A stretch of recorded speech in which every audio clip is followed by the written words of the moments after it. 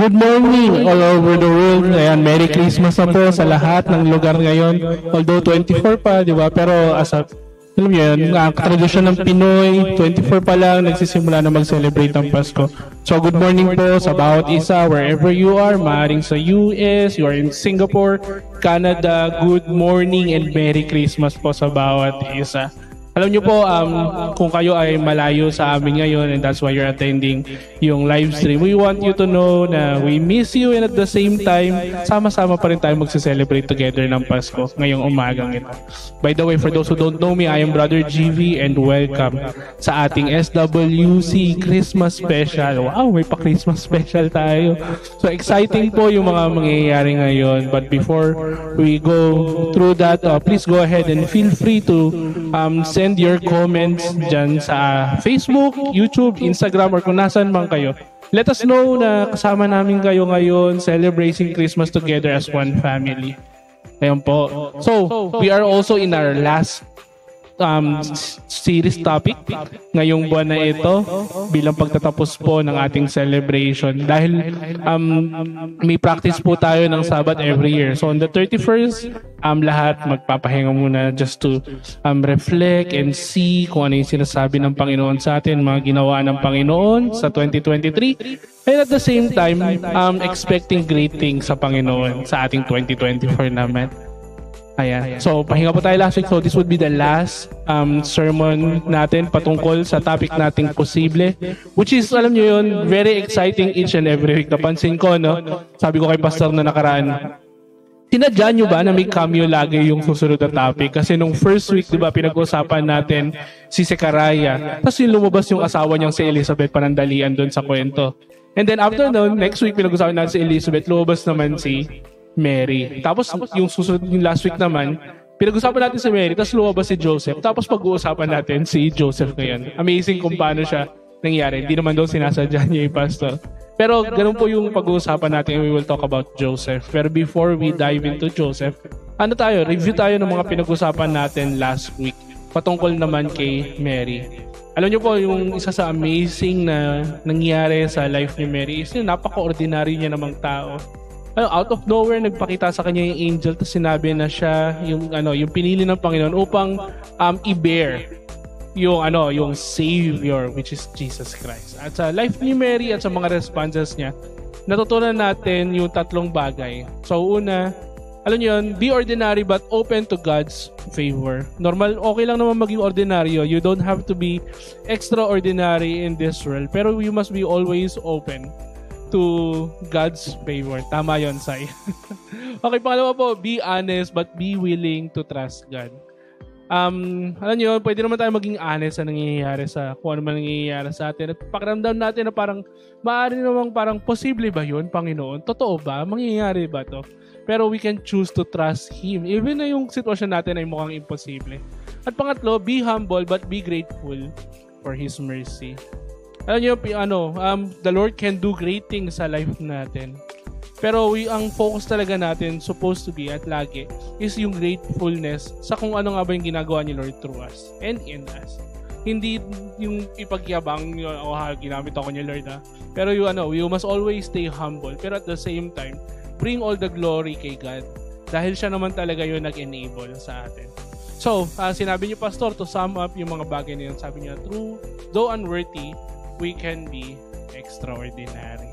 Alam yun, kung pakiramdam mo, sino ka ba naman, pakiramdam natin, bakit ako gagamitin ni Lord, hindi nakabase kung sino tayo, kung paano tayo gagamitin ni Lord. Right? It's always about the Lord and His power that can work through us to make the impossible possible.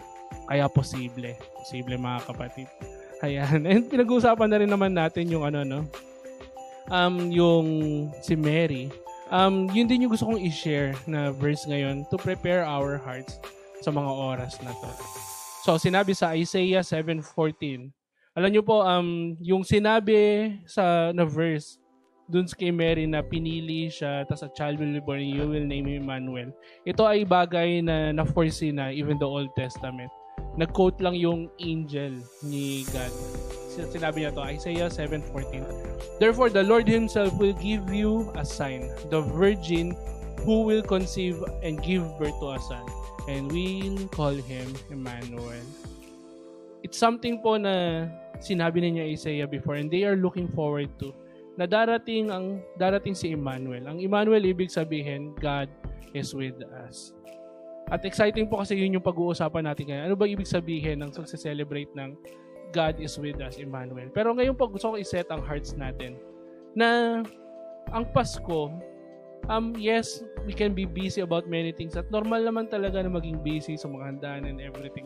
Pero let's always go back sa kung ano nga ba talaga ang reason natin kung bakit natin ginagawa itong lahat ng bagay na to. Because this day, we celebrate God given to us so that He can be with us. Hindi yung idea na, alam mo yun, nandiyan si Lord, pero yung reality that Jesus from heaven was given to us as a baby born, tapos lumaki, so that people like us may experience kung ano nga bang ibig sabihin ng kasama natin talaga siya. Hindi lang yung idea, pero yung katotohanan, yung reality na kasama natin siya. At nagiging totoo pa rin naman sa oras natin yan. So, as we dive in mamaya sa service, I hope and pray na yun yung maging focus natin, that the Lord is with us. So, if you miss any ng mga sermon natin, don't worry. Lahat po yan ay makikita natin, una sa lahat, sa ating FB page, Real Life Christian Communities, and at the same time sa ating YouTube na RLCC on YouTube. You can also go to our website para makuha natin kung parang nandun na lahat ng kailangan natin. At additional resources, devotionals and everything. Wherein maganda sa season ngayon na para ma-process natin kung anong abay sinasabi ng ating Panginoon all throughout sa posible na series. But right now, we have a few minutes. Excited ako sa mga matututunan natin. Why don't we go ahead and set our hearts before the Lord? Let's take this time na mauna na tayo. Na bago tayo mag-worship, yung heart natin, i-ready na natin sa kung ano man ang ninanais ng Panginoon para sa araw na ito. Samahan niyo ako sa isang panalangin. Panginoon, maraming salamat sa araw na to. Because Lord God, today we celebrate the greatest gift of all, which is Jesus. The promised one, Lord God. The God who is with us. At ngayon, Lord God, we can truly rejoice. We can truly celebrate. Dahil, Lord God, yung once na iniisip namin na, oh yes, kasama natin ang Panginoon is now a reality sa buhay ng bawat isang nakikinig ngayon. So I pray, Lord God, that reality may continuously be true sa lahat ng gagawin namin ngayong araw na to. As we pray, as we listen to your word, as we lift our hands in worship to you, I pray, Panginoon, na yun ang hugot namin, a heart that is grateful because you have given freely to Jesus Christ, our Savior, our Lord. Kaya maraming salamat, Panginoon. Help us, Lord God, to just have our souls focus on you alone so that we may hear, Lord God, yung mga nais mong sabihin. Yes, Lord God, maaaring karamihan sa amin ay hindi namin kasama physically, but because you have given Jesus Christ, we are one. We are one family. We are together. And Lord, kung ano man ang na-experience namin, physically can also be experienced ng mga tao kung nasan man sila ngayon. So thank you, Lord God, for that grace. Thank you for that gift. We are excited, Lord God, to see the things that you are going to do in us and through us ngayong araw. Thank you, Lord God. In Jesus' name we pray. Amen.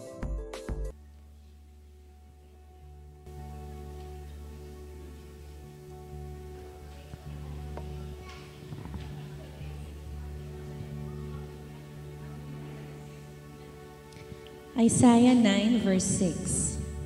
For to us a child is born, to us a son is given, and the government will be on his shoulders, and he will be called Wonderful Counselor, Mighty God, Everlasting Father, Prince of Peace.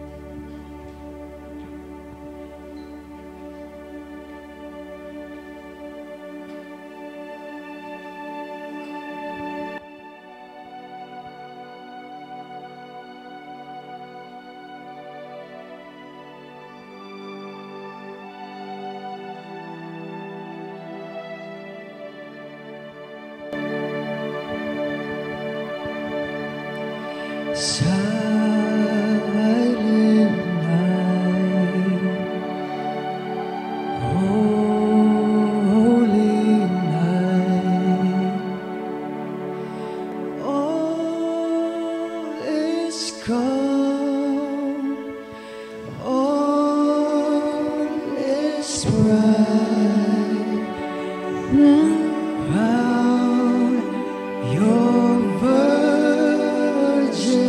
Mother and Child. Holy infant, so tender and mild, sleep in heavenly peace.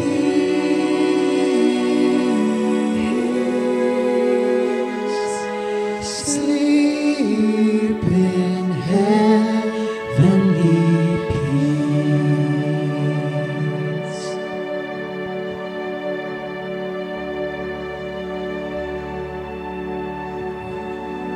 Silent night.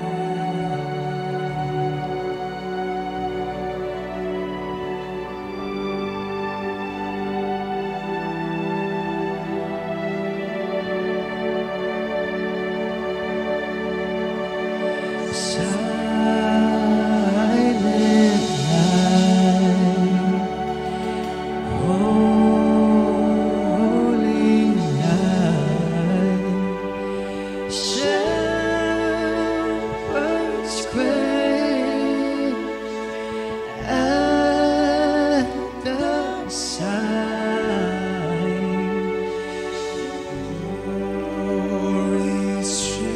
Glory streaming from heaven above.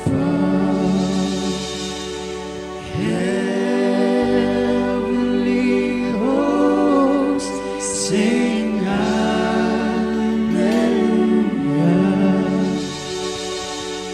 Christ the Savior is born.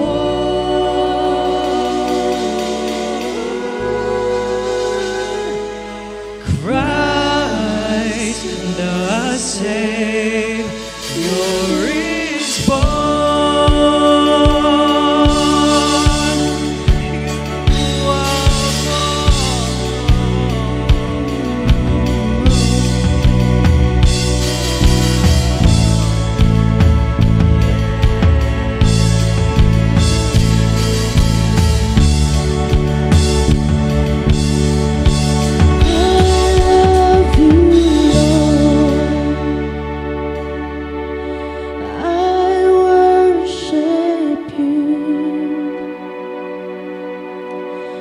hope which was lost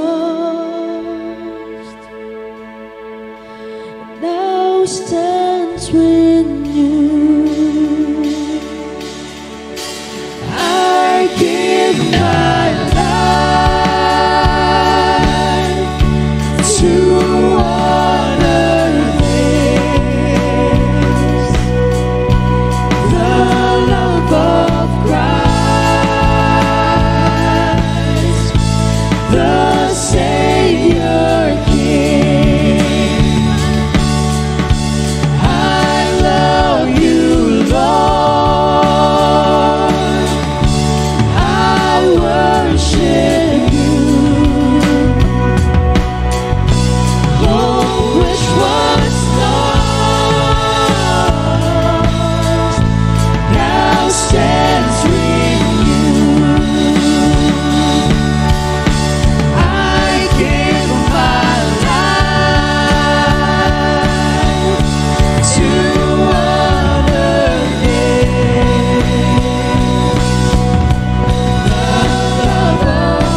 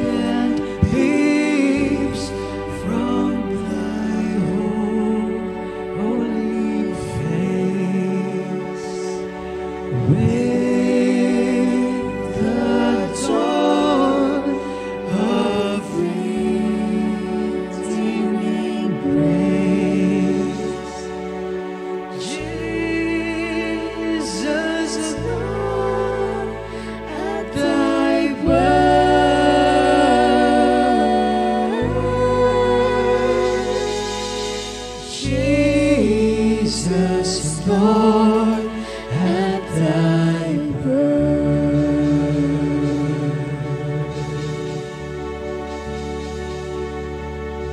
Amen. Shall we all stand up? Today we remember and celebrate the birth of our Lord and Savior, Jesus Christ. Amen. And thank you for joining us, the RLCC family, in celebrating the birth of our Lord. So we welcome each one of you, and most of all, we welcome each one of you to the presence of the Prince of Peace, the Lord of Lords, who is both a big God and yet a personal God na nandito ngayon. At alam ko, mangungusap siya sa bawat isa sa atin. Yes, a gift for you for today. Amen? Are you ready to worship the Prince of Peace, Jesus Christ? Amen.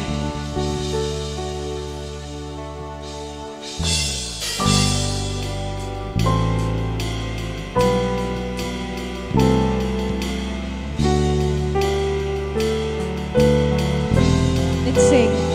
Behold the Star of Bethlehem, the Word of God has become Unto us, unto us a child is born, the Savior of this broken world. Oh, hear the angel voices, sing, come, let us adore Him. Peace has come, for our King is with us. Let's lift our voices. And fully man, He comes for all with open hands. He rules with love on David's throne. All praise belongs to Christ alone.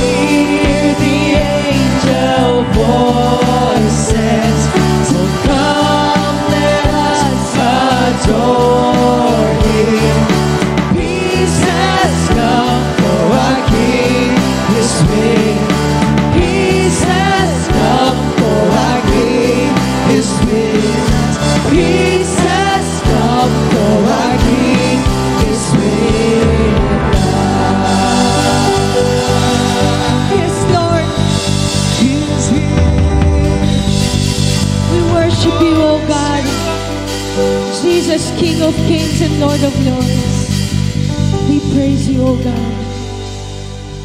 We lift your name.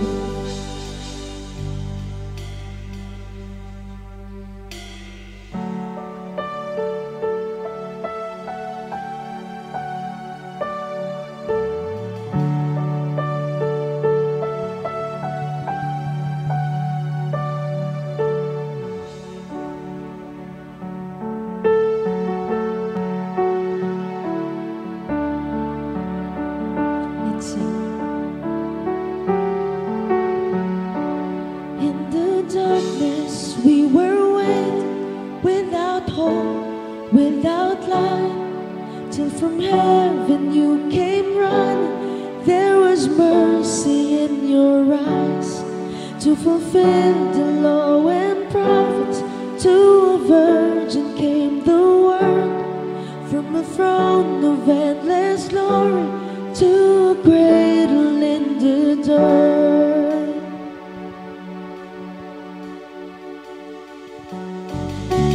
Praise the Father, praise the Son, praise the Spirit, three in one. God of glory, majesty, praise forever to the King of Kings. To reveal the kingdom coming and to reconcile the lost, to redeem the whole creation. You did not despise the cross, for even in your suffering you saw to the other side, knowing this was our salvation. Jesus, for our sake you died. Oh, we praise His name. Praise the Father, praise the Son, praise the Spirit, three in one. God of glory, majesty, praise forever to the King of Kings.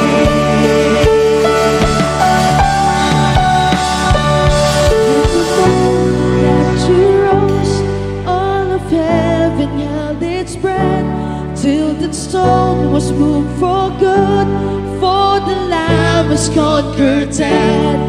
And the dead rose from their tombs, and the angels stood in awe, for the souls of all who come to the Father. And the church is gone, and the church of Christ was born. Then the Spirit lit the flame. Now this gospel truth of all shall not dim, shall not fade. By His blood and in His name, in His freedom I am free. For the love of Jesus Christ, who has resurrected me. Oh, we praise the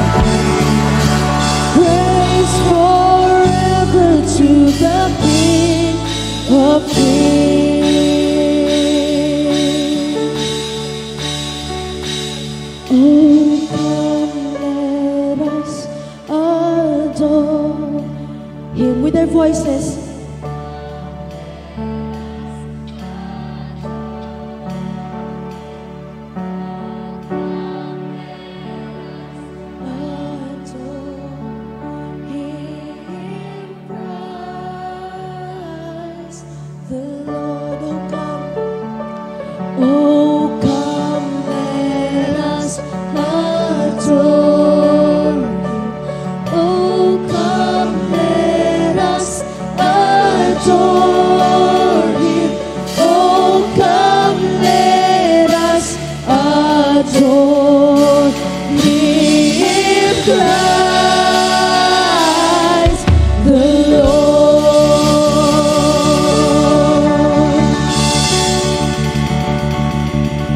Amen. Let us pray. Thank you, Lord, na by your grace we can stand in your presence. Thank you, Lord, for the songs that remind us that we are here today out of your great mercy. There's nothing we can boast that we have done. We're still alive. It's already 2023 and going 2024. Thank you, Lord, that itong Pasko na ito, Panginoon, is a great reminder for each one of us that God became a human being in the form of a baby, with humble beginnings at that time, unnoticed. Pero Lord, salamat po, Lord, that baby became the Savior of the world. Thank you, Lord, na through ordinary Christians who were connected to us, they brought us the gospel of Jesus Christ. Thank you, Lord, that this Christmas is a reminder for each one of us that all the blessings that we have received so far in life, and most of all, the eternal life, the relationship that we are enjoying right now with you is because of what Christ has done for us. Thank you, Lord, that we can worship you. Thank you, Lord, that we can be in the presence of the triune God right here, right now, and rejoicing and worshiping with the heavenly host, with the saints of the old who are already in your presence. Thank you, Lord, that we live not just an earthly life, but we live in the reality of the kingdom of God right here, right now, because of Jesus Christ. Thank you, Lord. Thank you. We worship you. We adore you. You deserve all the praises, all the glory, not just with our words, with our songs, with all of our hearts, with all of our lives. We bring you praise, Jesus, our Lord and Savior, this Christmas and for the rest of our lives. In Jesus' name. Amen and amen. Bigyan nga natin ng papuri at palakpak ang ating Panginoon sa oras na ito. Thank you, Lord. Thank you sa bawat isa sa inyo na pinili nyo na pumunta sa Christmas service ng RLCC. At dahil dyan, napakalaking encouragement kayo sa bawat isa. Tingnan nyo nga katabi nyo. Sabihin mo nga, napakalaking encouragement mo sa akin na nandito ka. Amen. Can we move around and greet each other? Because Emmanuel, kasama natin ang Diyos dito sa lugar nito. Merry Christmas sa ating mga OFWs na nanonood ngayon, sa mga nasa tahanan na RLCC Kapamilya na marahil may sakit at hindi kayo nakarating ngayon o busy kayo. Good morning and Merry Christmas sa mga nanonood sa online.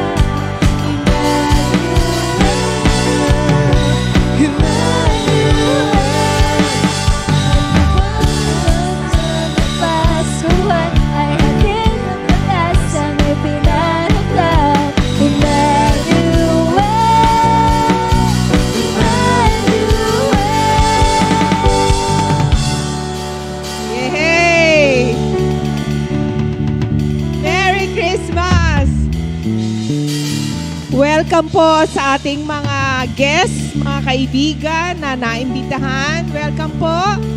May mabuting plano at makikita nyo at mararanasan nyo ang mabuting presensya ng Diyos sa ating kalagitnaan. So sa oras na ito, abang tayo ay naghahanda sa ating pagbibigay. Okay? So kayo ba ay nakabili na o nakaluto na ng mga pang Noche Buena nyo? Ha? Wala pa. Wala pang nailuluto. Okay, siguro yung iba kaya wala ngayon. Baka nagluluto na mamalengke, no? O kaya namibili ng regalo. Tanungin mo nga yung katabi mo, binili mo na ba ako ng regalo? Okay, joke lang. Sige.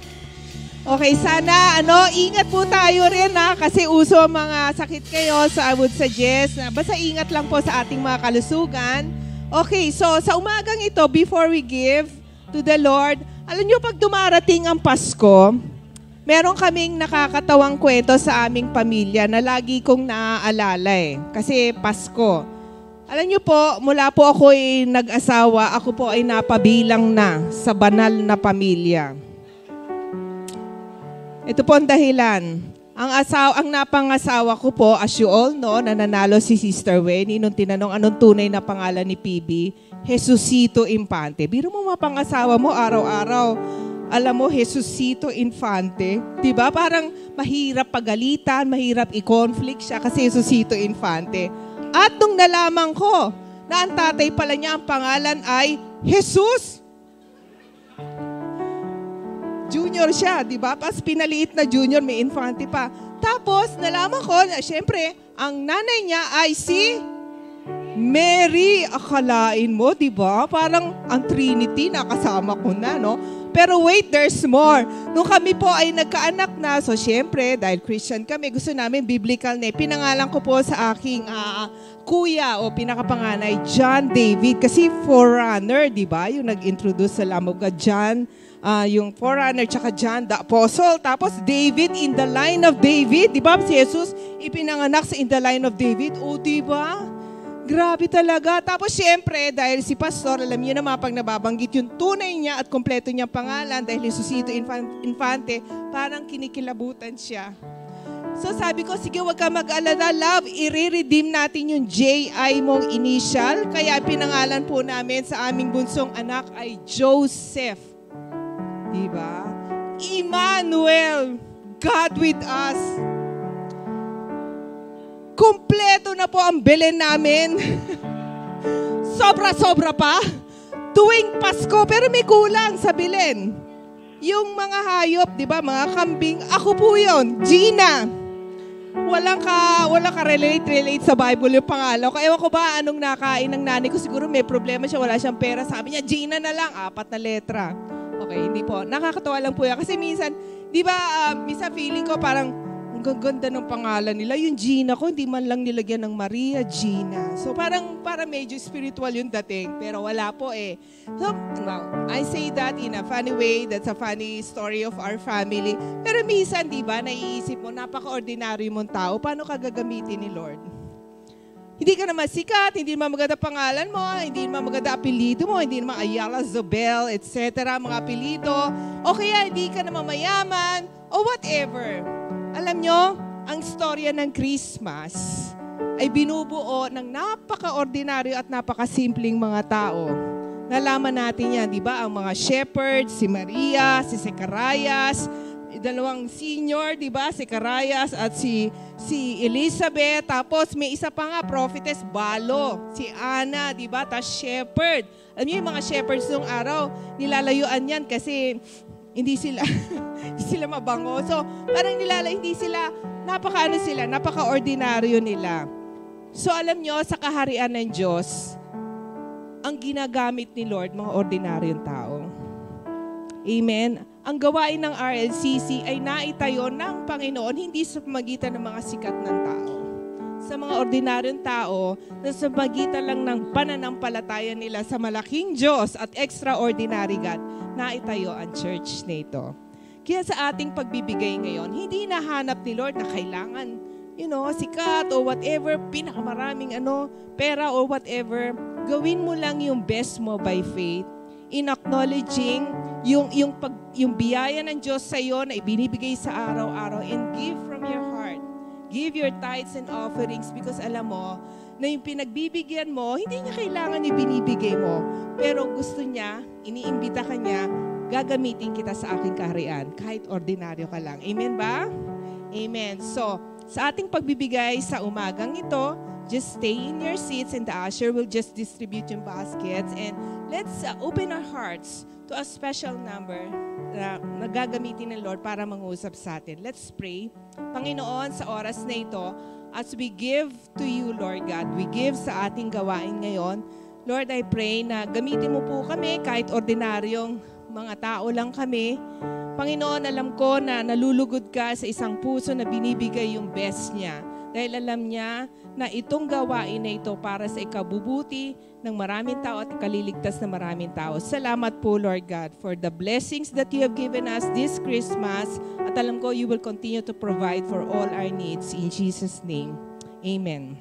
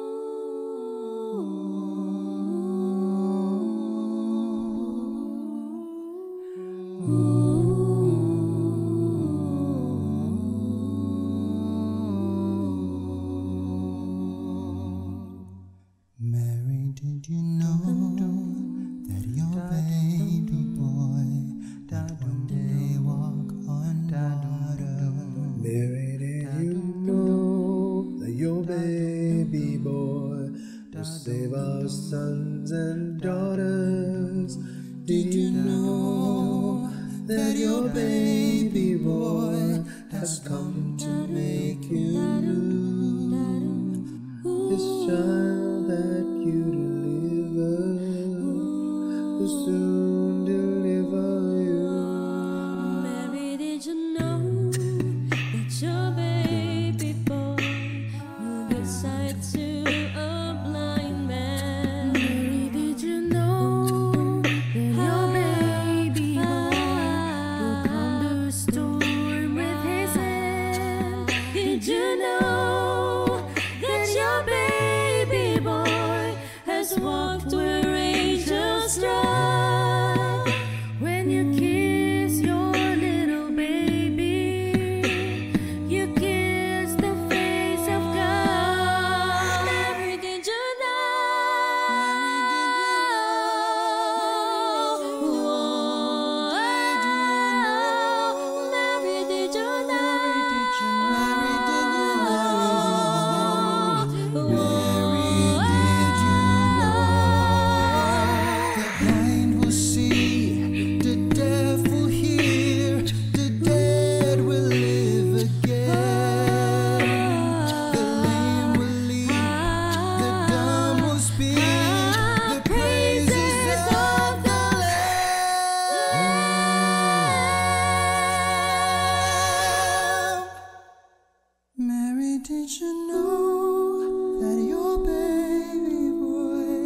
is Lord of all creation. Mary, did you know that your baby boy will one day rule the nation? Did you know that your baby boy is heaven's perfect lamb?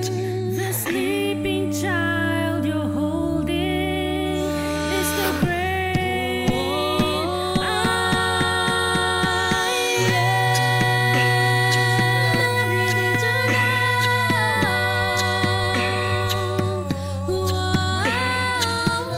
did you know? Whoa,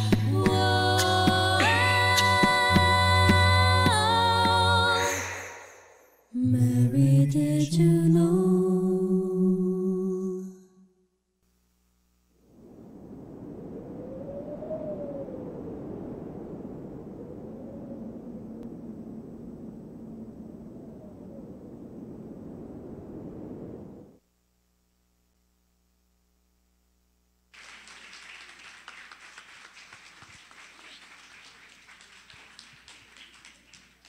Well, Merry Christmas sa inyong lahat.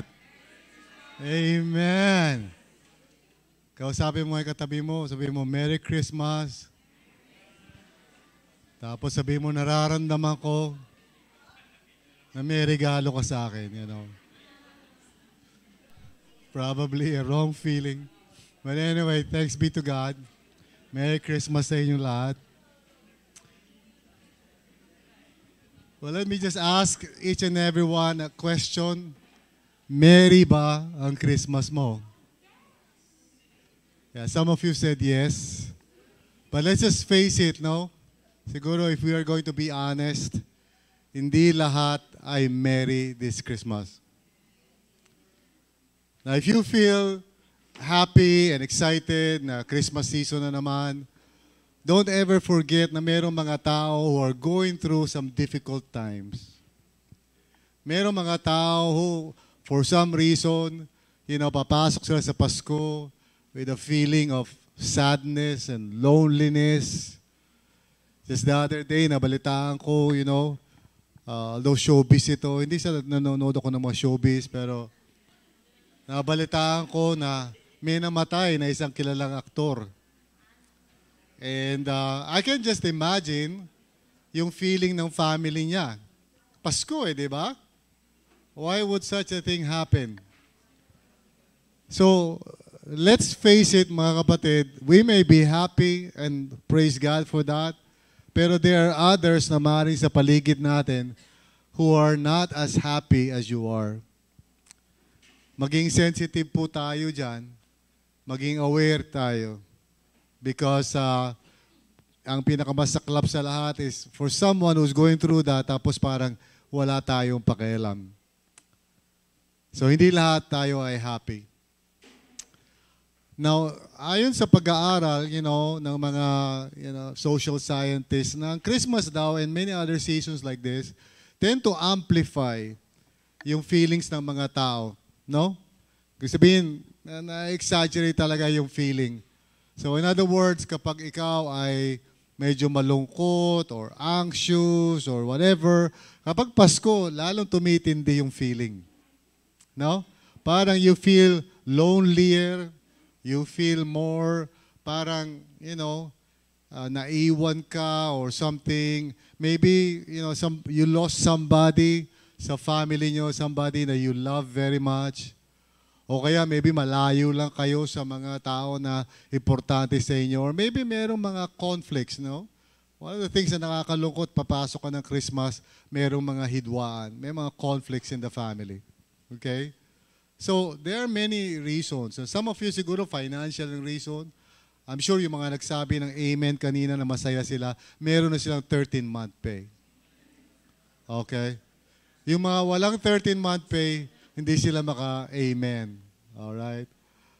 Anyway, so, lalong na-amplify during this season yung mga feelings na ganyan. And yung Christmas story na pinag-usapan na o pinag-aaralan natin, if you remember, iba't ibang character siya. We talked about 3 of them already, if you remember. Nag-umpisa tayo sa Zechariah, di ba? Tapos napunta tayo kay Elizabeth, and then we talked about Mary. No? Kanina yung skit kanina, no? Pansin niyo si Mary yung nasa forefront. No? Siya talaga yung parang nag-go through ng ordeal. Pero si Joseph na nandun sa likod, hindi dahil parang wala siyang kinalaman doon sa storya. Pero we are going to talk about him today. Yun na pag-aaralan natin, si Joseph. O si Jose sa Tagalog. Okay? Now, si Joseph probably was not that happy when he first found out that Mary was pregnant. Let me give you the context. Yung mga tao nung araw, and for those of us, baka hindi tayo makarelate dyan. Pero nung araw, unang-una sa lahat, ang marriage is arranged. Okay? Hindi walang ligawan. Kaya pag naghanap ka ng verse na mayroong ligawan, wala kang matatagpuan sa Bible. Walang ligawan sa Bible. Okay? Basically, it is arranged by families. Now, ganito ano nangyayari.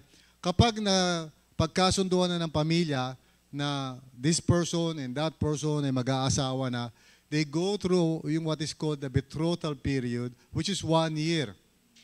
Pero ituturing na silang kasal within that year. So, legally speaking, they're married. Okay? Even though hindi pa sila nagsasama. So here's the problem. Within that year, na-discover na si Mary was pregnant. And can you imagine yung feeling ni Joseph sa ganung sitwasyon?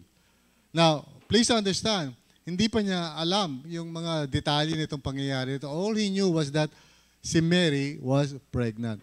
Okay? Hindi ko alam kung obvious na yun. Kasi di ba, alam yung mga babae, parang makikita natin yan. Yung iba kasi high carb, kaya medyo parang ano. Pero, generally speaking, malalaman mo naman, uy, buntis ka, di ba? Hindi na, sobra lang ako ng spaghetti. Okay? So, although they were engaged, he and Mary have not yet come together as husband and wife. So, yung context nito, para put yourself in the situation ni Joseph, this is a very stressful situation para sa kanya. And he's not very happy. No? Kasi bakit ganun, di ba? Yung mga tao no, kahit hindi pa sila scientific o wala pa silang advancement sa science, alam nila para mabuntis ka, kailangan may mangyari. Okay? At the very least, alam nila yan. Okay? Hindi sila ignorant dyan. So si Joseph probably was thinking, teka muna, di pa tayo nagsasama eh. Wala pa tayong, di ba? Di pa nagko-consummate yung marriage natin. No? And then, here you are ngayon, pregnant ka na, buntis ka na, anong gagawin natin dyan? So Joseph probably was very stressed, very anxious, very sad din kasi siyempre, sira yung kanyang plano. No? So, si Joseph was that kind of person. Yung implications kasi ng pregnancy, I'm sure beyond what we can understand. Kasi hindi naman tayo Hudyo eh. So, para sa kanya, living in that situation, in that age, parang ang tindi ng pressure doon. Siguro kahit tayo naman eh, di ba? Siguro, in a little way, no? Pero siya, mas matindi kasi sigurado, usapin ng mga kapitbahayan, usapin ng mga kaibigan, Ano nangyari, di ba? Di pa kayo nagsasama, pero, di ba, buntis na. So, what's the explanation to that? So, yun ang parang problema ni Joseph. He was confused at the very least, and he needed guidance from the Lord. So, dito sa pag-aaralan natin this morning, we want to trace the story. This is different from what I usually do kasi I would not give you points. Instead, I will tell you kung ano yung movement ng story. Okay? As it is narrated to us by Matthew. Let's see how the Lord delivered him. Okay? So, manalangin tayo and let's ask God to speak to us. Lord, we can imagine si Joseph going through extreme anxiety and confusion doon sa sitwasyon na si Mary was pregnant bago sila nag-consummate as husband and wife. Now kami rin, Lord God, we all go through all kinds of trials and testings, pero especially for those na nag-go through ng matitinding pagsubok sa kanilang pamilya, sa buhay nila. And here comes Christmas, oh Lord. It just amplifies yung sorrow, yung sadness, yung feeling na parang, Lord, bakit kinakailangan mawala pa si ganito? Bakit kinakailangan magkaroon kami ng ganitong problema? So I can imagine, Lord God, and right now, help us to be one heart and one spirit as a church. And for those of us who feel very joyful for this Christmas, help us to remember na mayroong mga tao who probably could not rejoice as we do. So Lord, give us a sensitive and compassionate heart for our brothers and sisters in the Lord. Tulungan mo kami. And for those who are going through these problems right now, these trials, would you speak to them a word of encouragement and hope? Tulungan nyo kami as we look into the story of Joseph. Salamat po in Jesus' name. And all of God's people say amen. All right. I want us to look at 5 movements dito. Okay? Let's trace the story. So first of all, there was the bad news muna.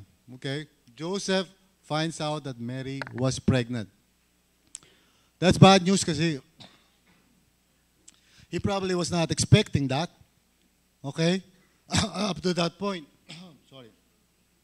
Up to that point ng storya, iniisip lang niya siguro yung magiging handa nila o, di ba, paano sila magsi-celebrate and all of that. Suddenly, here comes this story out of nowhere, isang development na hindi nila akalain. So, as we read the verse, sabi, this is how the birth of Jesus the Messiah came about. His mother, Mary, was pledged to be married to Joseph, but before they came together, she was found to be pregnant through the Holy Spirit. Let me just clarify na yung statement na yun that she was found to be pregnant through the Holy Spirit is something na sinasabi sa atin ni Matthew, sa readers niya, but hindi alam ni Joseph yun. Okay? He doesn't know na yung pangyayari na yun. He will later on know about it, pero up to that point, nung nalaman niya, ignorante siya doon sa impormasyon na yun. So, he just simply found out na buntis si Mary. Thank you. Uso ang sakit ngayon. Salamat. Now, walang sino man sa atin ang gustong, magkaroon ng mga bad news sa buhay natin. Pero ganun ang buhay, di ba? The least that you expect, biglang meron mangyayari. I'm sure for those of you who are going through parang sorrowful experiences ngayon, you were not expecting na yung magiging Pasko nyo ngayon would not be as happy as it was before. Amen? I mean, wala naman nagpaplano niyan. These things do happen. Katulad ni Joseph, he was probably not anticipating or thinking na merong mangyayaring ganito. But suddenly, he's faced with a dilemma. Suddenly, si Mary, kanyang wife, ay buntis. What is he supposed to do with this? Okay? So, tayo rin, minsan, something happens in our lives, Pasko pa naman, we get hurt, there's pain sa buhay natin, we lose somebody, a loved one, and we don't know bakit kailangan mangyari yun at this time, bakit kung kailang Pasko, saka pa mangyayari. I can imagine, yung mga nag-go through ng ganyan. In fact, I was watching yung isang news sa YouTube just the other day. Merong OFW na umuwi, 25 years old. And all she wanted was to celebrate Christmas with her family. Pero somehow, merong isang lalaki na pumasok sa bahay nila na may girlfriend. Ang girlfriend niya yung kasambahay ng pamilya na yon. Tapos yung girlfriend niya ayaw magpakita sa kanya. So sa sama ng loob niya, pinatay niya yung OFW. I mean, wala makamalay-malay yung OFW dun. Di ba? Napag-disketahan lang ng galit. Okay? Kaya kayo, yung mga may naliligaw sa inyo, may boy, pansinin nyo kasi delikado yun. No, that's a different story, okay? But my point is this. I can just imagine. Wala kasi ako doon, so I could never really say I understand. It would be wrong for me to say na naiintindihan kita kasi wala ako doon eh. Hindi yun ang karanasan ko eh. So it would be unfair and unjust for any one of us to say, alam mo, naunawaan kita. Maybe you don't. Kasi yung pinagdaraanan ng tao na yon is unique sa kanyang buhay. And we should be sensitive. In fact, pag may mga tao nag-go through ng trial, lalo na pag ngayong Kapaskuhan, mas maganda pala tumahimik na lang tayo. Mas okay pa siguro na maging present na lang tayo sa kanila. Maybe put your hand na lang. Huwag ka na magsalita. Huwag ka na magpayo. Maybe it's not going to help. So, tayo, we go through that. We feel we don't deserve itong mga bagay na ito. Don't you feel sometimes na minsan gano'n? Parang, siguro, baka, ewan ko saan ang galing yung kaisipan natin. Naging mabait naman ako, pastora. Di ba? May kanta pa nga di ba? If you're not naughty or nice, whatever yung kanta na yun. Di ba? Bibigyan ka ng regalo ni Santa Claus, or something. But we feel siyempre maybe parang, Lord, mabait naman ako sumusunod naman ako sa iyo And then God somehow allows a situation. Kaya ito yung minsan nagkakaroon ng sa atin yung faith natin na yayanig. Because we're expecting God to do good things in our lives. And lalo to si Joseph, because as we are about to find out, he is a man na, may faith siya, so he can only just imagine, Lord, but suddenly may ganitong sitwasyon. Bakit buntis si Mary? Would you please explain that to me? Okay? I'm sure yun siguro mga questions sa mind niya. But yung Christmas season talaga is one of those worst situations na, or not with the worst situation, mga situation na parang na-exaggerate yung mga feeling natin of being alone. For example, merong ilan sa atin dito na wala tayong special someone during this season. Tapos nakikita mo yung mga friends mo, naglalakad sila, picture sila sa Instagram, di ba? Yung mga Instagram nila yung parang, kunyari, ganun, no? Di ba? Tapos yung camera na, para pinararamdam sa'yo, meron kaming love life. So siguro merong ilan dito, hindi ko nababanggitin yung pangalan, kilala nyo na siguro yon. Itago na lang natin sa pangalan, okay? Pero, there are people who feel left out. Hindi sila kasali sa lahat ng mga nangyayaring kasiyahan. So, they feel very, very bad. And they feel na parang unfair si Lord. Can you relate to that? Anybody can relate to that? Kung di man kayo, do you know somebody like that? Di ba? Kaya kailangan maging tayo, compassionate. Because not everyone, hindi lahat ay happy ngayon. Hindi lahat ay pwede magsabi ng Merry Christmas. Okay? Although alam naman natin, marami nangangaroling, di ba? At binabati tayo ng Merry Christmas. Pero kadalasan, nanlilimos lang yun. Hindi naman talaga kumakanta ng yun, di ba? Pag kumakanta nga sila, parang feeling ko pinarurusahan ako. Ba't ba? Humingi ka na lang ng pera. Ba't ba kailangan kumanta ka pa? Okay? Anyway, bakit ko ba nasabi yun? Ibang story yun. Okay. So let's move on. Now, tingnan natin si Joseph. Because si Joseph probably felt yung tension, yung difficulty. And so, ang initial response niya is he tried to solve the problem with wisdom. O so, sarili niyang wisdom anyway. So let's look at the story. Sabi niya, because Joseph, her husband, was faithful to the law. Now, let me clarify ibig sabihin ng faithful to the law. Yung mga Hudyo nung araw, they believe na pleasing kay Lord kapag sumusunod sila sa mga utos ng Diyos. So they do their best. Wala pa silang concept ng righteousness through faith. No? By grace through faith. Ang naiisip lang nila, kailangan obedient ako sa utos ng Panginoon. So ganoon si Joseph. He was faithful to the law and yet did not want to expose her to public disgrace. Kasi alam nyo, pag na-discover ng mga tao na buntis si Mary, matinding mga implikasyon niya. In fact, during that time, it's very possible na mapapahiya talaga si Mary. She would be brought into a public court. Baka nga ma-stone to death pa siya. Although may mga parts na wala nang ganong stone to death during that time. Pero you can imagine yung kahihiyan. So si Joseph was concerned. Ayaw niyang mangyari yun kay Mary. Probably si Joseph cares for Mary. No? Hindi natin alam. Kasi nung araw hindi uso yung mga loving feelings. Sorry nung araw walang ganun. Hindi sila parang romantic. Pag sila ay mag-aasawa, trabaho lang yan. Parang okay. I mean, they just have to go through it. No?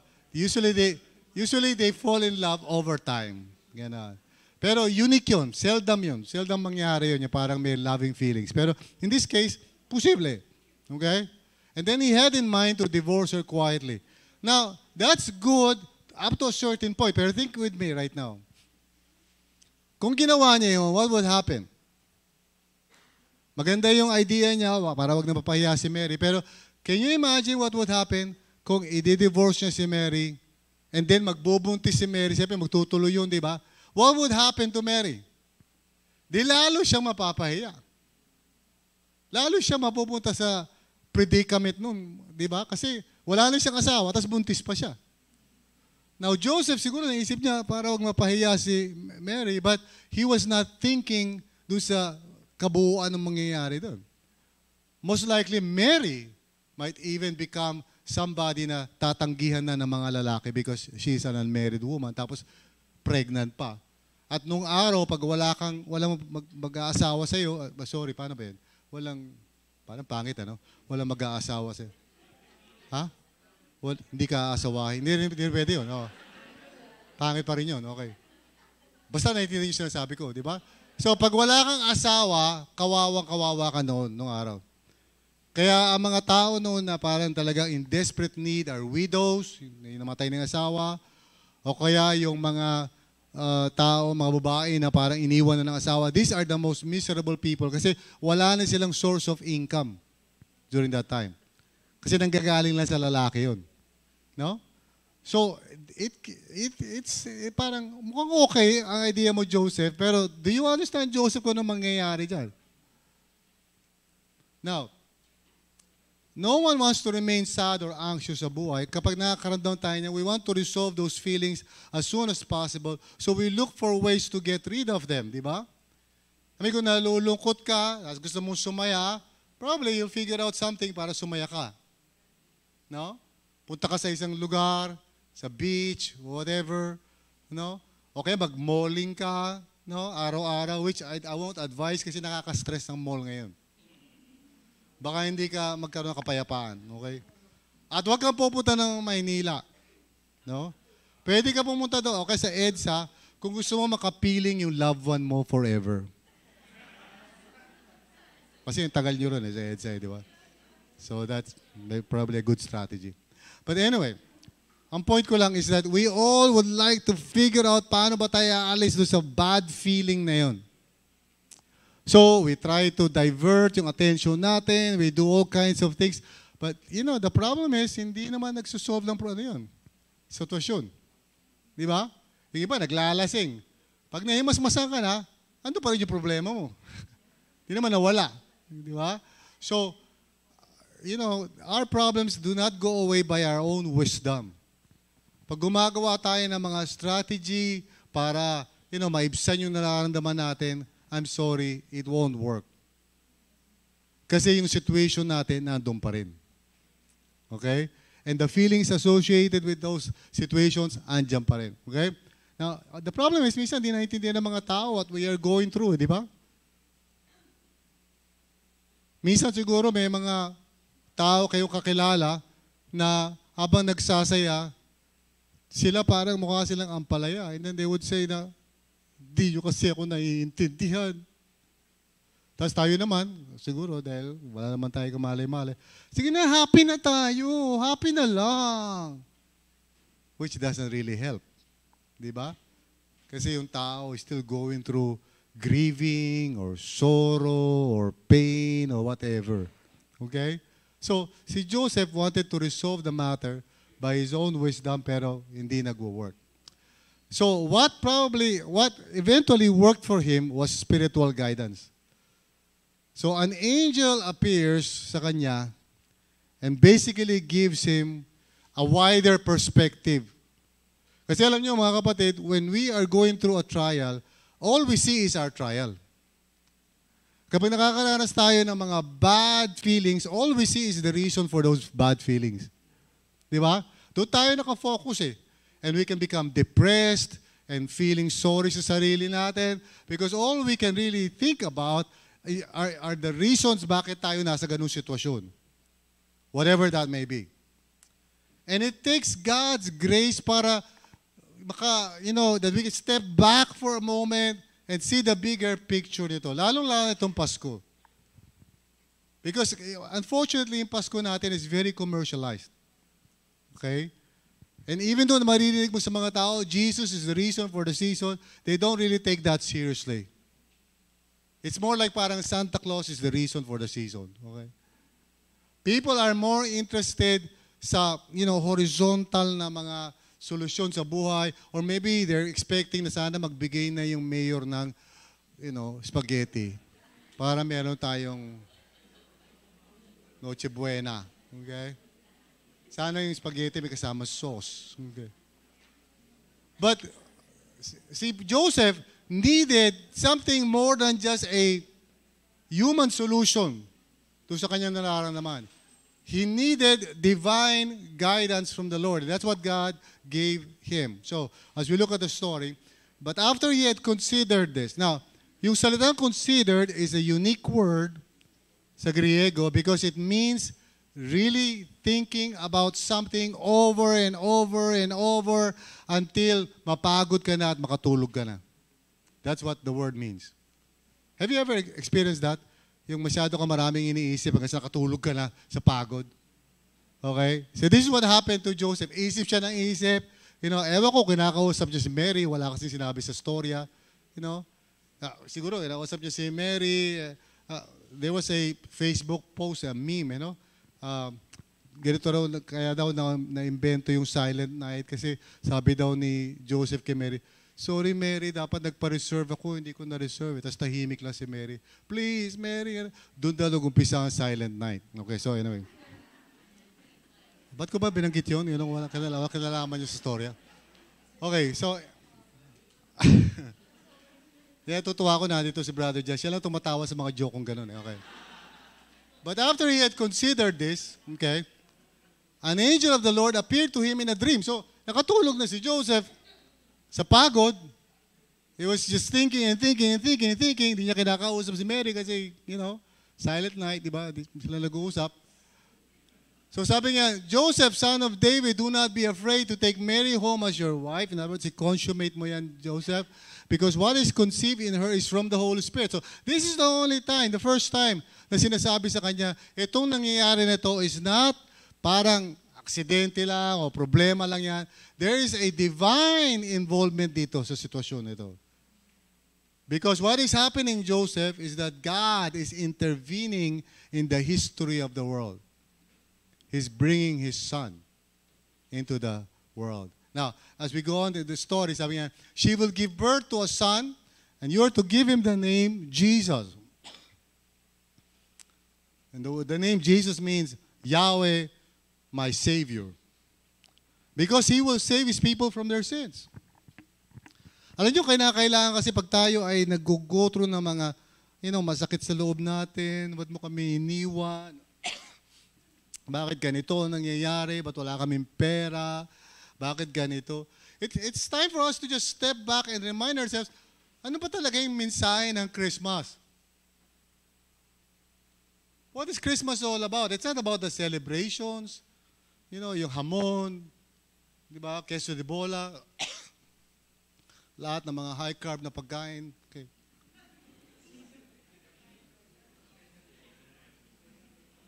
Sensya na kayo, nasisingit ko palagi yan. Kasi pag nakikita ko yung iba sa inyo, kailangan mag-reduce.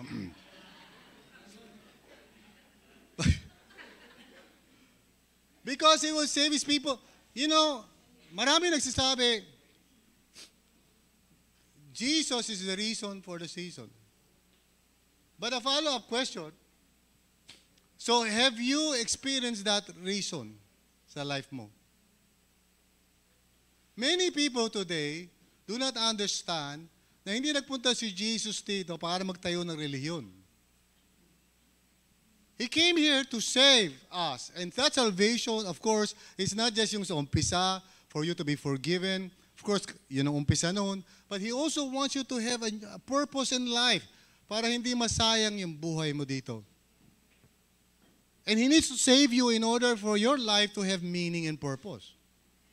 Kasi kung di ka niya ililigtas, by nature, you will be self-centered all your life. It's only Jesus who can reorient yung pananaw mo sa buhay so that you will now begin to see na merong mas mahalaga kaysa yung mundo mo. To seek first the kingdom of God and His righteousness. But you see, we do not arrive at that by nature na basta-basta. We have to be saved through that. And there's a lot of worldly things sa buhay natin. Now, all our lives, nakafocus lang tayo about how to get ahead, how to make money, how to succeed. Nobody, sabi nga ni Dallas Willard, nobody wakes up thinking about the kingdom of God the same way na he's thinking about toast, bread, and egg. Ibig sabihin, hindi na we wake up na parang, Lord, I will serve you, praise God, I want to honor you with my life. Hindi. Most of us, wake up and say, ano ba ang gagawin ko ngayon na magpapasaya sa akin? So, Joseph had to step back sa kanyang experience of question niya, bakit ganito, bakit buntis si Mary. And he had to be informed na there is something going on dito, Joseph, that goes beyond your feelings. Hindi ibig sabihin ni Lord na masama yung magkaroon ng feelings na gano'n. Please don't misunderstand. Pag ikaw ay nagluluksa, halimbawa, I would never say na, huwag ka na magluksa. Of course not. Eh, di ba? Pag may namatay, alam naman mag-celebrate ka, wala na si Lolo. Siyempre, you won't do that. That's wrong, di ba?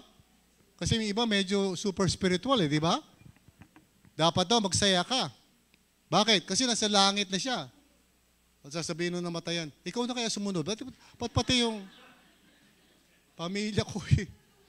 Of course, walang masama na mararamdaman natin. We all go through that. But yun yung sinasabi ni Apostle Paul eh. We grieve not like those who have no hope. We grieve as those who have hope. Kasi we understand the bigger picture dito. Yes, there are a lot of wrong things sa mundong ito. Young babies die of leukemia. People die sa Gaza. There are so many things wrong. Noong isang araw, sa Prague, ewan ko anong tawag sa bansa na yun. Somebody, 24 years old, decides to shoot people in random. So 24 people patay for no reason at all. There are many wrong things sa mundong ito. But without Jesus giving you a foundation and a center of gravity sa buhay mo, you will easily be just discouraged sa lahat ng mga mali sa mundong ito. Alam naman natin, when somebody close to us dies, that is not really right, di ba? Kahit sa mong isipin. Kasi if somebody is close to you, hindi siya dapat mawala. Amen. But such is the reality ng mundong ito na without Jesus and the gospel, we are left with nothing but no hope at all. Naalala ko yung isang gospel writer na si Horatio, yata ang pangalan niya. I don't know if you know him. He was the one who wrote yung song na It Is Well With My Soul. Now, at the time na bago niya isulat yung kanta na yun, he was a family man, pero yung buong negosyo niya na damay doon sa sunog sa Chicago. There was a great fire in Chicago. So lahat ng kanyang ari-arian nawala. So he had to send back his family sa England kasi wala na siya pantustos sa family niya. So nagbiyahe na sila. Na unfortunately, habang sila ay nagbabiyahe, something happened at lumubog yung barko na sinasakyan nila. At later on, nakatanggap si Horatio ng telegram, sabi sa kanya, all your daughters are dead. So, bumiyahe siya, papunta ron.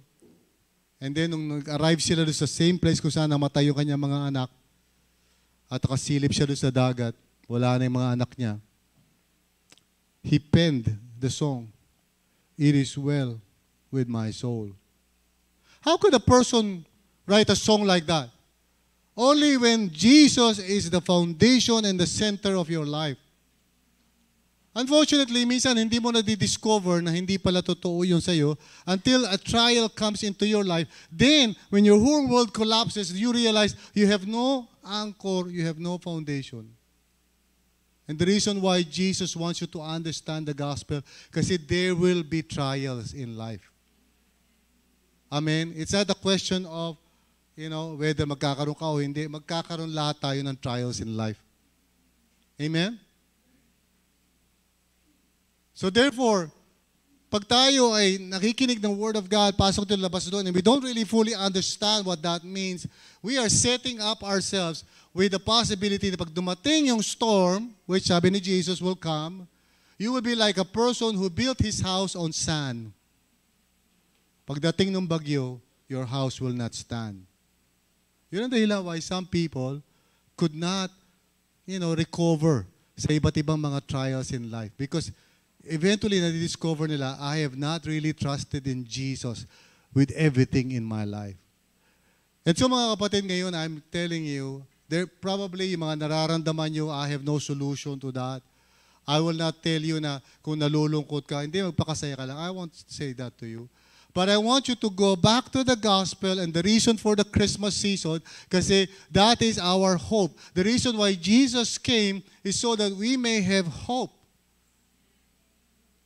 Now that's why, as we look at the story, the Lord knows yung na-experience ni Joseph, na desolation, confusion. So He takes the initiative, to focus on the truth that can bring clarity to our situation. So Jesus is the answer to all our questions, even though sometimes our doubts may linger on. Brothers and sisters, it's not wrong to have doubts.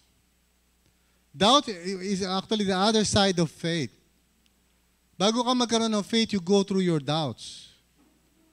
A person who says he believes but has not processed yung doubts niya, he or she will actually become susceptible sa deception ng kaaway. Kasi pag may dumating na trial, what do you hear in your ears? Mahal ka ba talaga ni Lord? Bakit nangyari yan? Nagkikare ba talaga sa'yo si Jesus? Ba't niya pinayagan mangyari yan? Hindi. Hindi ka niya mahal. And so if you listen to that voice, that's the time that you'll begin to doubt God. It's better na yung mga doubts mo ngayon, mga questions mo, pinoproseso mo ngayon, even before the storm comes, para pag dumating yung storm, you are able to stand. So that's why sabi ko dito sa RLCC, we welcome. Kung may mga tanong ka, some people, they would send me a message, sa messenger, Pastor, bakit ganito, bakit ganyan? And I would answer to the best of my ability. Pag hindi ko alam ang sagot, sabihin ko, hindi ko alam ang sagot. To be honest with you, may mga tanong na hindi ko alam paano sasagutin. Siguro pwede ko lang sabihin, tanungin na lang natin si Jesus para kita-kita tayo one day. Pero may mga bagay na hindi ko alam. So, sometimes our doubts linger on. Now, Scripture is confirmed through that story kasi God actually promised this a long, long time ago, about 800 years before this event. Ganon ka-trustworthy ang pangako ni Lord. No? Si Isaiah nagsulat 800 years before the time of Christ. At sabi nga nito rito, all this took place to fulfill what the Lord had said through the prophet, si Isaiah yun.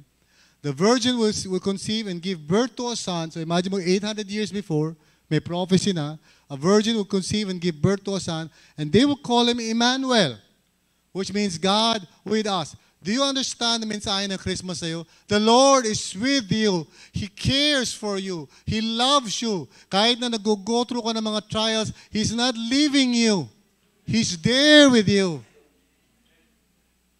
At yung pain mo, nararamdaman niya yung pain mo na yun. And maybe later on, pagtapos na lahat, where there will be no more death and no more suffering, all of this will make sense. But in the meantime, the Lord is saying to us, I am with you through your pain, through your sorrow. See, this is the message of Christmas.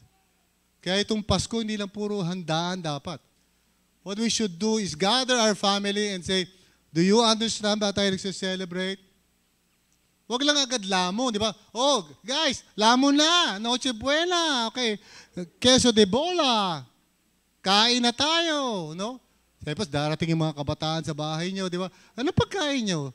Di ba? So, ubusin nila yung pagkain nyo. So, mapalad yung mga tao nakatira sa malayong lugar. Okay. But seriously, ang Pasko ay hindi yung handaan lang. Amen? Ang Pasko is going back to the reason why we are celebrating in the first place. So gather your children, lalo na yung mga tatay rito. Gather your children. Kayo yung mga pastor eh. Amen? Sabihin nyo sa mga asawa nyo lalaki, kaya ikaw ang pastor. Sige na. Sabihin nyo. Ikaw ang pastor. Ayaw sabihin ng iba. Baka raw magka-conflict. O sabihin nyo na, ikaw ang impostor. Okay. Pero mga guys, tayo yung leader ng tahanan eh. Amen? So we should lead our family into the experience of the right celebration. Diba? Okay. So, our circumstances may be difficult, it may be hard to predict, but the word of the Lord will stand forever. It is totally trustworthy. Amen? So, ang salita ng Panginoon, dapat siya na maging basihan natin, hindi yung feelings natin.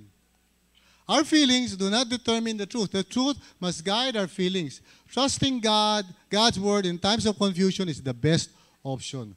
Now, I'm sure may mga babae rito na minsan feeling nyo hindi kayo mahal ng asawa nyo lalaki. Meron ba? Huwag na kayo magtaas. Conflict yan. Okay. Minsan, may mga babae feeling nila hindi sila loves. Di ba? Kasi mga lalaki, pasensya na kayo, hindi masyadong expressive ang mga lalaki. Di ba? Ang gusto ng mga lalaki, mag-provide. Mag-provide ng mag-provide. Kung di mo magpo-provide, mag-drive. Mag-drive ng mag-drive. So, yun ang ginagawa ng mga lalaki, okay? Pero pag sinabi mo, do you love me? Ano ba? Pinakasala ka na bang tinatanong mo ba? Labis na tayo.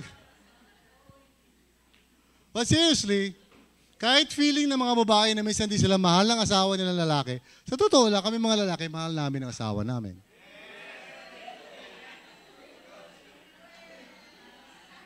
Amen? Oh.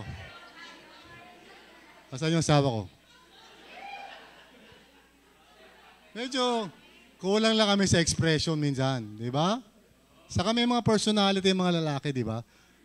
Kaya patawarin niya. Mga lalaki, pag may ginagawa yan, nakafocus yan. Di ba? Kaya pag bigla ka sumingit dyan, uy, love, ganyan. Ha? Tapos sasabihin ng babae, wala ka talaga pagmamahal sa akin. Sandali lang, meron akong ginagawa eh. Confirm before you conclude. Amen. Mga lalaki, taguyod natin ang ating bandila. Okay. So finally, okay, tapos na istorya natin. True righteousness is displayed. Joseph obeys by faith, kahit hindi niya lubusan naiintindihan. Here's what the Bible says. When Joseph woke up, he did what the angel of the Lord had commanded him and took Mary home as his wife. Now question, na-solve na ba lahat ng posibleng mga problema doon? No. Ando pa rin yung mga problema. Right? Because I'm sure marunong mag-subtract yung mga tao, no? Kasi pag nanganak na si Mary, isusubtract na. Sandali lang. Parang, sandali pala kayo nagsasama. Wala pang 9 months, ah. So, the problems have not really been resolved. Pero si Joseph decides, I will trust in the Lord. So, here's my advice. Minsan yung feelings mo nandyan eh. But when the Lord says to you, I will be with you, I love you, I care for you, trust Him. Trust Him. Kahit hindi pa resolve lahat yung feelings mo. Amen? Okay? So, sabi, but he did not consummate their marriage until she gave birth to a son and he gave him the name Jesus. So in other words, later on, nagkaanak din si Mary in the normal way. Okay? Kaya may mga kapatid si Jesus. Okay? Now, anyway, so, sabi nga niyan, we can't wait until our negative feelings have disappeared before we trust and obey the Lord. Amen ba yun? Pag sinabi ni Lord, I will never leave you nor forsake you, stop complaining. Nag-iisa lang. Hindi ka nag-iisa. The Lord said, I will never leave you nor forsake you. Amen? Eh bakit tinayaan ni Lord? No, He loves you. He cares for you. Eh, hindi ko maintindihan. Kahit hindi mo siya naiintindihan, the Lord still loves you and cares for you. Amen? Yun ang angkla natin. Yun ang basihan ng ating foundation sa buhay. What the Lord says in His Word. So, God's Word is the anchor of our souls and we must go ahead and act based on His promises even if we don't understand everything. Yun talaga ang faith eh. Faith is not believing in something. Faith is acting on what you believe. It's doing what needs to be done because you know God said it is this way. So, napakahalaga maunawaan natin. When you're sad or anxious, alam ko medyo cliche yan, but always trust in Jesus. If you are here today and you are going through some very difficult times sa buhay mo, especially ngayong Pasko, and you may not feel merry, lahat ng tao nagme-Merry Christmas, hindi ka makasagot. Perhaps there are legitimate reasons. Siguro may dahilan ka naman talaga. Okay? And we understand that. Pero, the good news of Christmas is that God, through Jesus, chose to enter into our human experience to save us. Huwag mo kalilimutan yun. God came into this world and said basically sa atin, I am with you. At kung ano man yung daraanan nyo sa mundong ito, until I come, I will always be with you. Amen? Yan ang hope natin mga kapatid. Kasi kung titingin lang tayo sa paligid natin, we might get discouraged. So, trust and obey the Lord, despite your feelings. Like Joseph, move forward in life by faith. Live by faith, mga kapatid. Do not live by feelings. Hindi ko sinasabing masama yung feelings. Pero wag yun ang pagbasihan mo. Kasi minsan yung feeling mo, di ba? Pero excited ka minsan. Oh, I will serve the Lord. Excited ako. Minsan naman, depressed ka. Ayoko na mag-serve kay Lord. Do things because you believe and you trust God. Ang experiences natin, sabi nga ni Dallas Willard yan, ang mga experiences o feelings natin, parang mga bata yan sa likod ng kotse. Okay? Pag nagbabiyahe kayo. Alam niyo bakit? Kasi yung mga bata na yon, siyempre maingay yon. Amen? Pero wag silang pagmanihuhin mo. Amen? Yung feelings okay yan, pero wag silang pagmanihuhin mo. Wag silang mag-decide how you will live your life. Live your life by faith. And everybody say amen? Tayo tayong lahat. Today, we are going to have a candlelight service. Gaya na ginagawa natin taon-taon. We want to honor the Lord.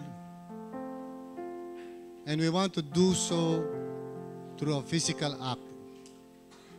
So, may kandila tayo sa harapan and then bibigyan kayo ng mga maliliit na kandila.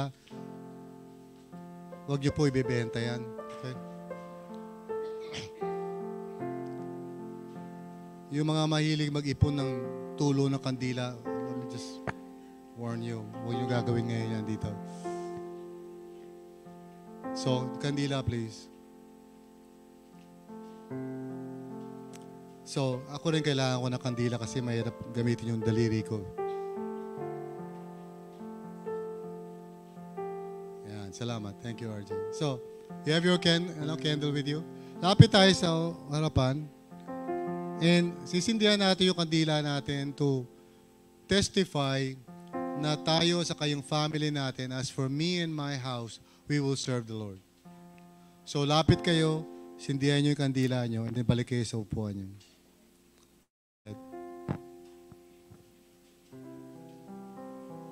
Pwede kayo magpasa-pasa doon para hindi lahat pumunta rito.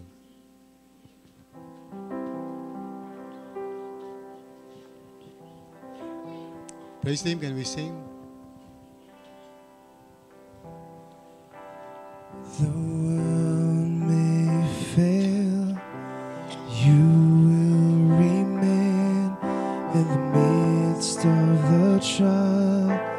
You will always be our son. Your love never fails. Your love never fails. Amen. Lahat ba nakasindi na? Ingatan nyo lang, baka matulungan With kayo. open Now, light, itong kandila na to symbolizes our trust in Jesus bilang the author and finisher of our faith. Pero alam natin na minsan we go through trials. So some of you dito, I want you to blow your candle. Hindi lahat kasi some of you wala namang ganung mga trials. But those who are going through a trial, whatever that may be, financial, emotional, may namatay sa family nyo, I want you to blow your candle. Sige, go ahead. Hindi lahat. Only some. Thank you. And so now, yung mga may sindi pa, I want you to go to the person na patay yung kandila niya. And would you just light up his or her candle? Bilang a sign that you understand and you care and you want to minister to them in their sorrow and pain.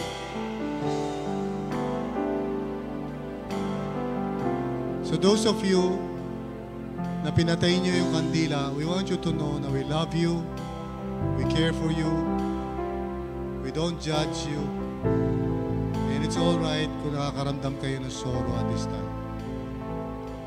Rest assured na kaming family niyo sa RCC will be there for you.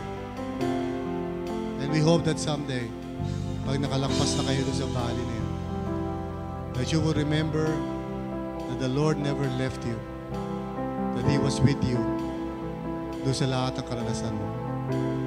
Amen? So let's pray. Lord, maraming salamat sa iyo that our light is Christ. Na kahit minsan parang feeling namin nawawala yung ilaw namin. but the light of Christ remains. And so sa pamamagitan ng body of Christ, we can find our way home again. So Lord, dinadalangin ko lahat na go through ng sorrow and pain. May you speak to their hearts and remind them that you are with them, Lord. That you will never leave them nor forsake them. That you care about their feelings. I-comfort mo sila, Lord. At kami rin, Panginoon, na marahil hindi naman ganun na pinagdaraanan. Help us to be sensitive, to care for others. At huwag namin isipin na lahat ng tao ay masaya this Christmas. Salamat po, Panginoon. Thank you, Lord. In Jesus' name. Amen.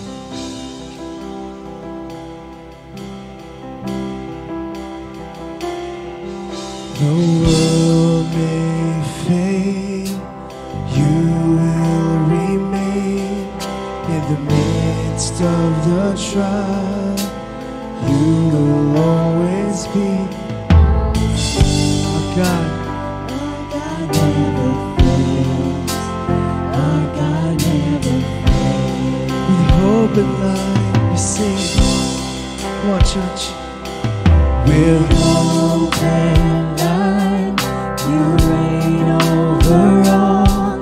Though my heart may fail, you will always be. I sing. Our God never fails. Our God never fails. We praise, oh, praise in the morning, praise in the evening, praise when I'm laughing, praise when I'm grieving. There will be dancing, there will be singing. Upon injustice we will tell of our, sing it out, the whole of all hearts, the whole of all hearts is you. Your love never fails, your love never fails. With hope and light we sing. With hope and light, you reign over all. When the heart may fail, you will always be. I sing. Our God never fails. We sing it out. Oh, we sing as one church. Praise in the morning, praise in the evening, praise when I'm laughing, praise when I'm grieving. There will be dancing, there will be singing. Upon injustice we will tell of our God. The whole of all hearts, the whole of all hearts is you. Your love never fails, your love never fails.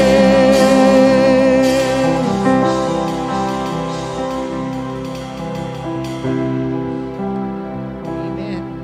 Ang pag-asa ng ating buhay, walang ibang pangalan, kundi si Jesus lamang. Amen. Amen. Siya ang ilaw ng buhay namin, nating lahat, kapag dumadaan tayo sa kadiliman. So, pwede na po nating i-blow yung candle natin. Salamat sa Panginoon na meron tayo kahit minsan sa isang taon na talagang to celebrate yung kapanganakan ni Jesus. Kasi sa totoo lang, ang bida ng Pasko si Jesus eh. Amen ba? Sabihin mo nga sa katabi mo, ang star ng Pasko si Jesus. Amen. So can we just sing together a Christmas song? Ready na ba kayo? And encourage, tignan nyo yung mga katabi nyo habang inaawit natin to. Amen? Merry Christmas to everyone.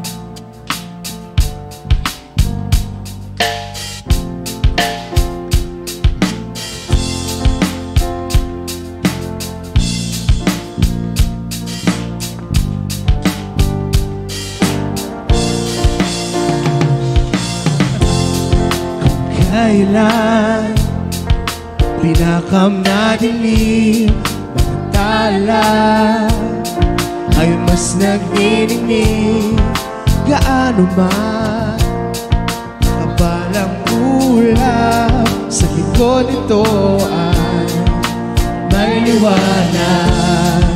Liwanag na ito nasa ating lahat, may sinagang mga pusong bukas sa init ng mga yakap.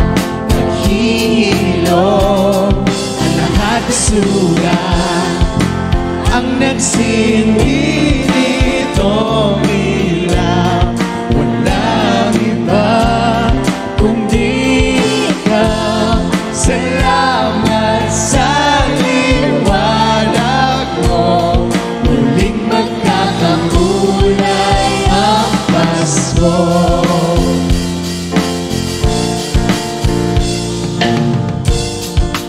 Ang ilaw sa madilim na daan, pagkakapipisik lalong higpitan. Tumaman sa malakas na alon, lahat tayo'y Makakaahon ang liwanag na ito'y nasa ating lahat, may sinagang bawat pusong bukas sa init ng mga yakap. Naghihilom ang lahat ng sugat, sabay-sabay. ang nagsindi nitong ilaw. Walang iba kundi ikaw. Salamat sa liwanag mo, muling magkakakulay ang Pasko. Higis na ang pag-asa kahit kanino man. Dahil ikaw, Lord, dahil ikaw, Lord, dahil ikaw. Sabay-sabay! Ang sarap Pasko!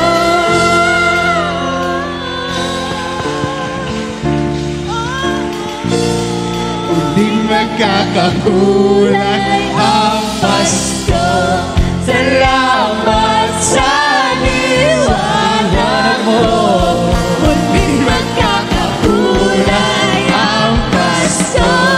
Salamat sa liwanag mo, muling magkakakulay ang Pasko. Dahil ikaw, Lord, dahil ikaw, Lord, dahil ikaw, Lord, ang smile ng Pasko. Dahil ikaw, Lord, dahil ikaw, Lord, dahil ikaw, Lord, ang star ng Pasko.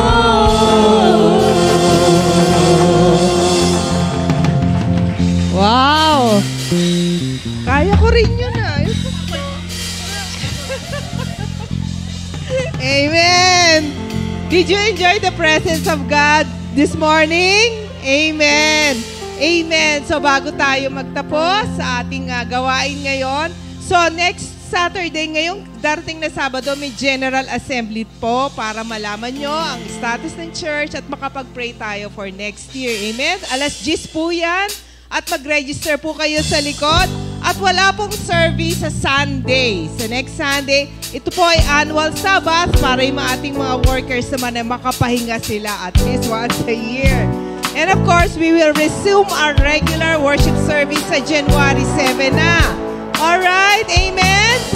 So, Romans 15:13, may the God of hope fill you with all joy and peace as you trust in Him, so that you may overflow with hope by the power of the Holy Spirit. God bless you, RLCC family and friends, here and online.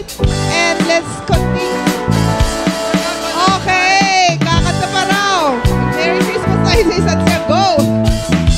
Amen. We say, can't explain this promises, torture better than I could dream. Lord, your ways, how wonderful. You have always been good to me.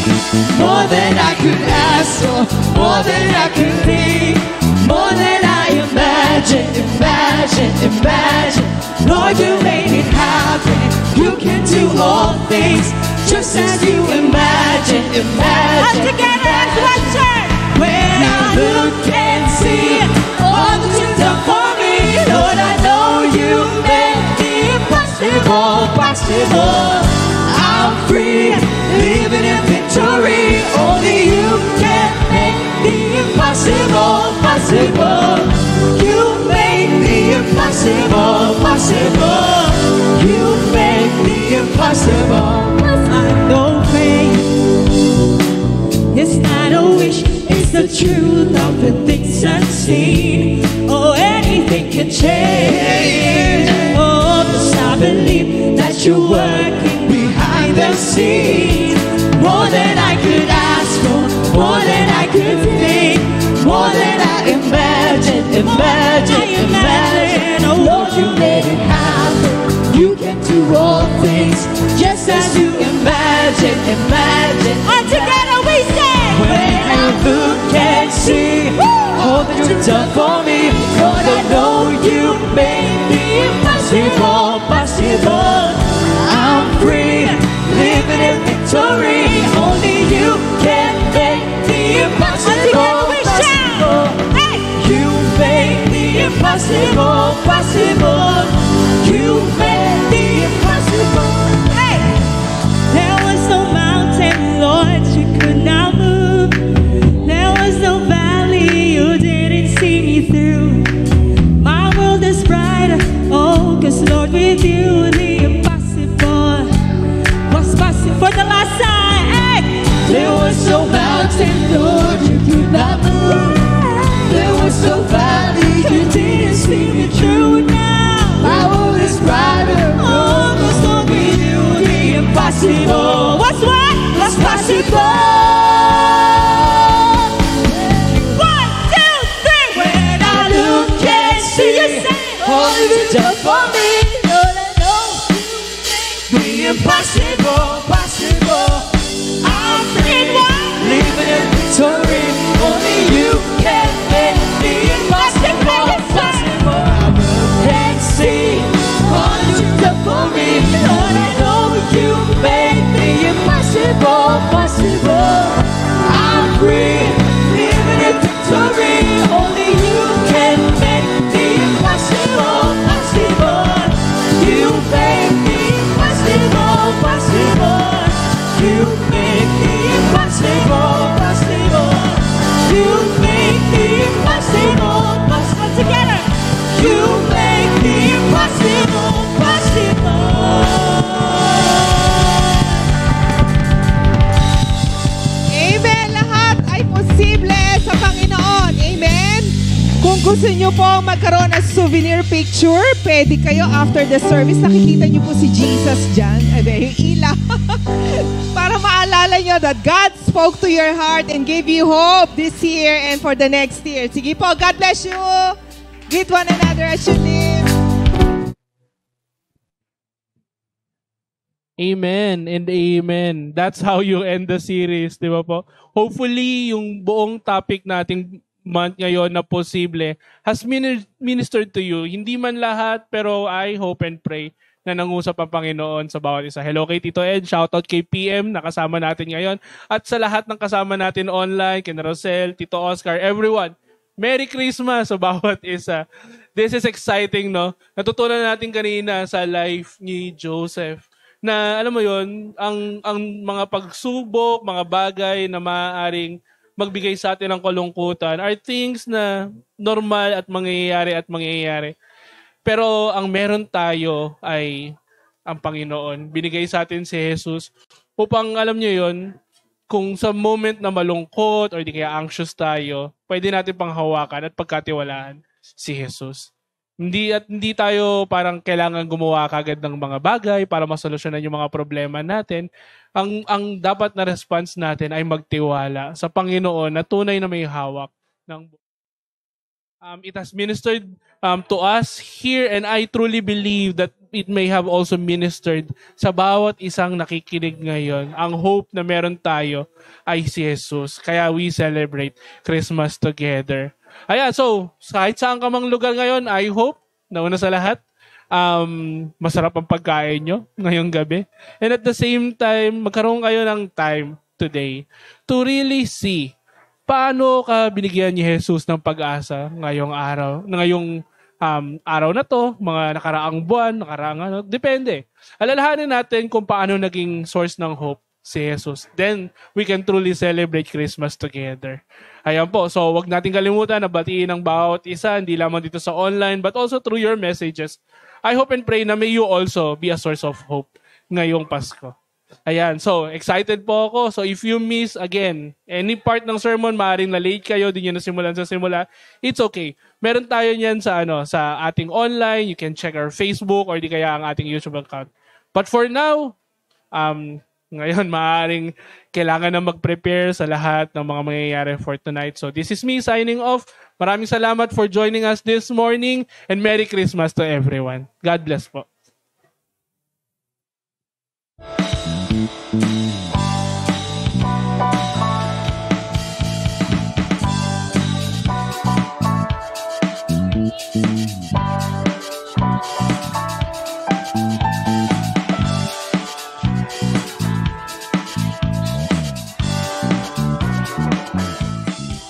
Merry Christmas po ulit sa inyong lahat. Announcing lang po, ang ating shuttle service going down is getting ready to go. So kung sino po ang gustong sumabay sa ating shuttle, pwede na po kayong pumunta. For every one of you, Merry Christmas! And we'll see you all on our General Assembly on December 30. Thank you so much. Merry Christmas, RLCC family.